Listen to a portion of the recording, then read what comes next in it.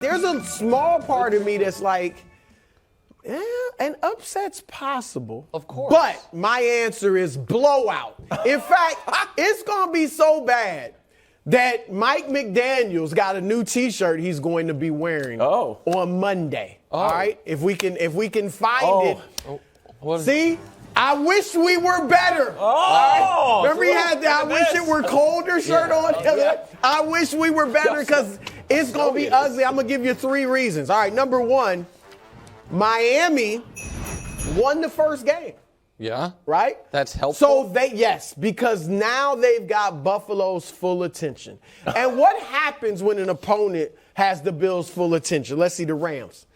Defending Super Bowl champions in game 1. Everybody thought the Rams were legit at that point. Buffalo blows them out. Tennessee, the defending number 1 seed in the AFC. Nick likes to scoff at that, but they are.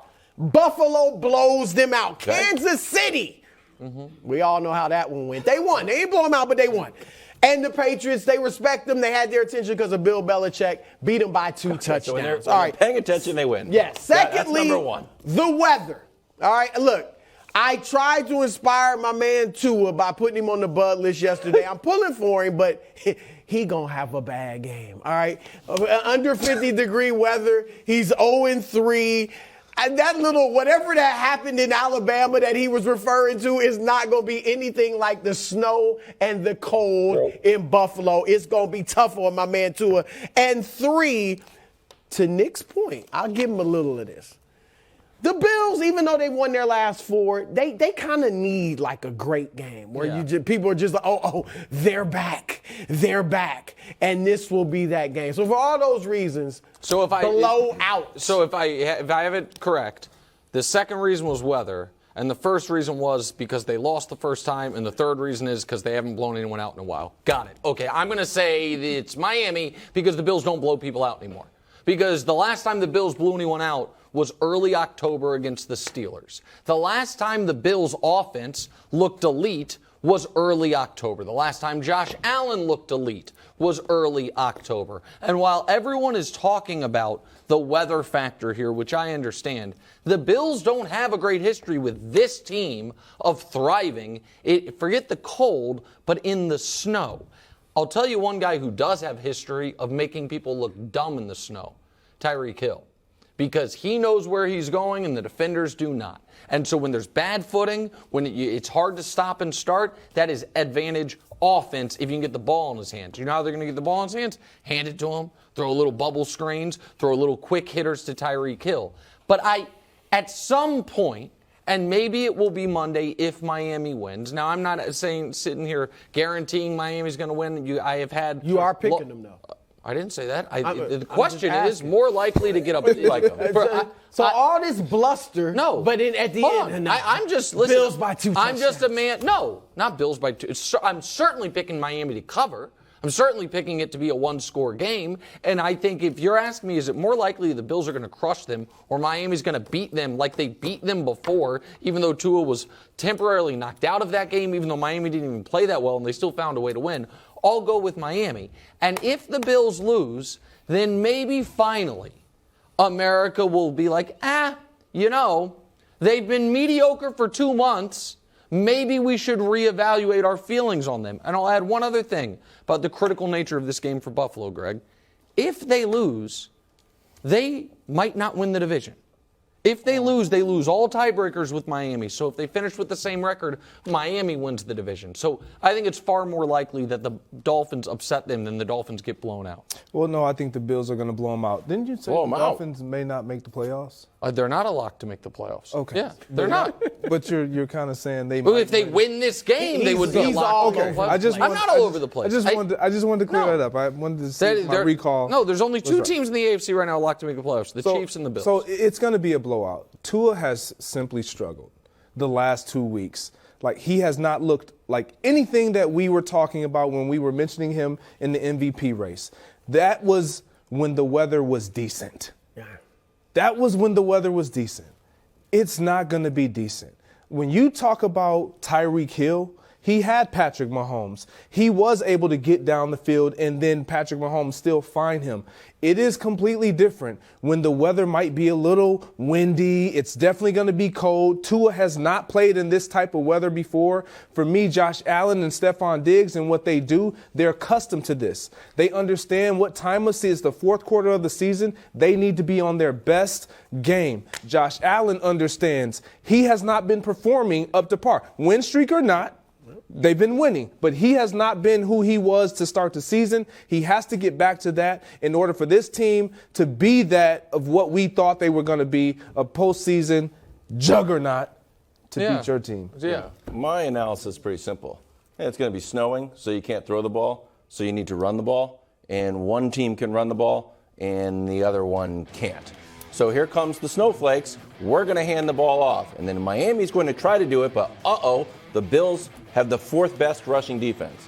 And if it gets trouble and you are going to throw it, who's got the better arm? It's Josh Allen. So it's going to be run, run, run. Unfortunately, I'm not going to participate in the question because I think it's going to be a small Bills victory. I don't think you're going to put up a ton of points. Small Bills victory. I'm calling blowout 10 or more, which I know is not really but they're going to beat them by 10 or more. No, that's not. They'll beat them by a couple touchdowns. Ooh, that's good. If the spread was 10, you'd be like, oh, my God. That's a lot.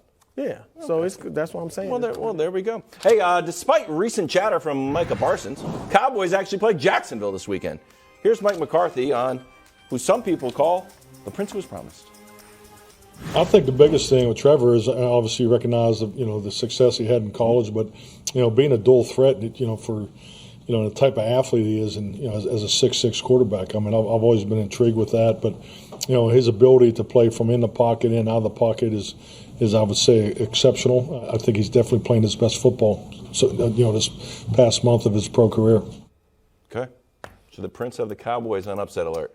Well, I know the Cowboys can bring their F game at any moment. True. All right, so there's always that possibility. But I'm going to say no, even though I thought about going with this upset. I'm going to say no because I'm big on, your mentality entering the game.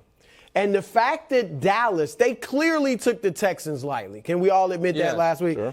That woke them up. Now, I know they've been talking all about Philadelphia, but I don't think they're going to overlook the Jags, partially because of how the Jags played last week. And look, I know Tennessee is stumbling, but to me, when you beat them handily, that's impressive, all right, because they are just that type of professional football team. So I think Dallas is going to be on alert, and they're going to be looking at, they know that Trevor's been playing great, although he was great last week, but 2 weeks ago, he didn't look so good against the hapless Detroit Lions defense. They got a great offense. They're good. Offensively, they're good. They lost that game because their defense allowed 40 points. Trevor didn't turn the ball over. Oh, really? Trevor was 17 for 31, 179 yards, and one touchdown. Okay. All right. So I guess that's good. You aren't impressed by Trevor Lawrence. When you're one of these guys, I guess that's good. Okay. Well, so hold on a second. The last 5 weeks, which includes the Detroit game, Trevor Lawrence is top 4 in the NFL in every passing category. He also has not turned the ball over through the air. He has 10 touchdowns, 0 picks, a 112 rating, and a 72 completion percentage. I think that's pretty good, but I'm not certain off the 14 points against Detroit? No, he did not play perfectly in every football game. No one is saying he did. He also, however, has the Jaguars.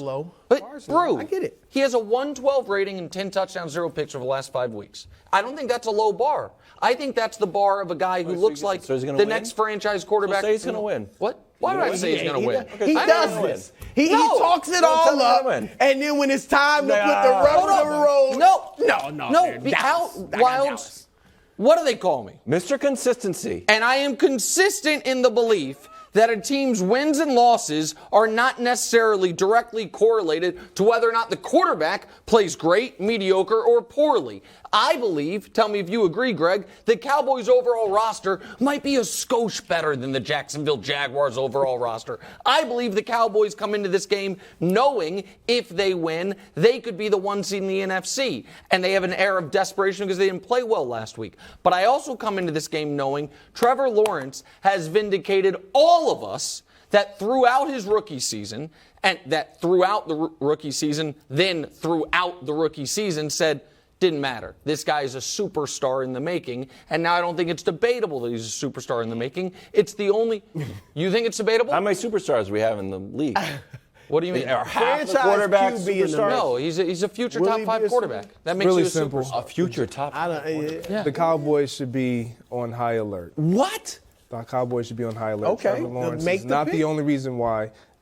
ETN hasn't even been performing at his best, and they have been producing. Other guys are stepping up. We're seeing Evan Ingram start to emerge with Zay Jones, Christian Kirk. There's a lot of pieces that are starting to come together and look really good for the Jacksonville Jaguars. Cowboys better bring their A game, and it still probably won't matter. Okay. It won't matter. Hold on. What? If the Cowboys bring their A game, it won't matter? That's a good pick. Dang. I like it, Greg. Hey, who's the real MVP? And by real, we mean just really early and kind of pretend. Next. Thanks for watching. Subscribe here to get more from the show and to check out clips from other shows on FS1.